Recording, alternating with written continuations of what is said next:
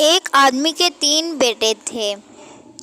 وہ اپنے بیٹوں سے بہت زیادہ محبت کرتا تھا اور اس کے بیٹے بھی اس سے کافی زیادہ محبت کیا کرتے تھے۔ ایک دن وہ اپنے بیٹوں کو بلاتا ہے اور کہتا ہے، یہ لو، تم تینوں سیب لو اور اسے ایک ایسی جگہ جا کر کھانا جہاں پر تمہیں کوئی نہ دیکھ رہا ہو، اور اگر جس نے ایسی جگہ جا کر کھا لیا تو میں اسے انعام دوں گا۔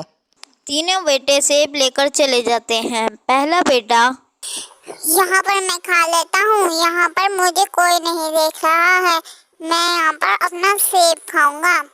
میں بھی اپنا سیب یہیں پر کھا لیتا ہوں، کوئی مجھے دیکھ بھی نہیں رہا ہے۔ ہاں ٹھیک، انعام تو مجھے ہی ملے گا۔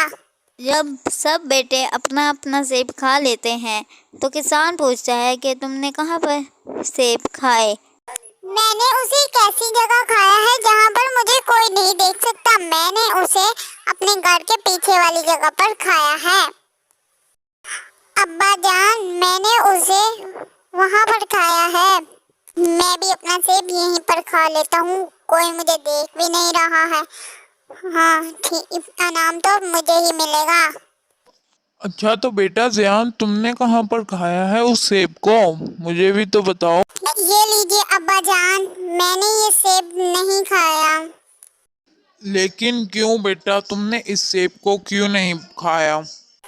کیونکہ اللہ تعالیٰ ہر جگہ پر دیکھ رہا ہوتا ہے، اور دنیا میں کوئی ایسی جگہ نہیں، بلکہ پورے جہان میں کوئی ایسی جگہ نہیں جہاں اللہ تعالیٰ نہ دیکھ رہا ہو۔ شاباش میرے بیٹے، مجھے تم سے یہی امید تھی، اس لیے یہ ہے تمہارا انعام، تم اسے رکھو۔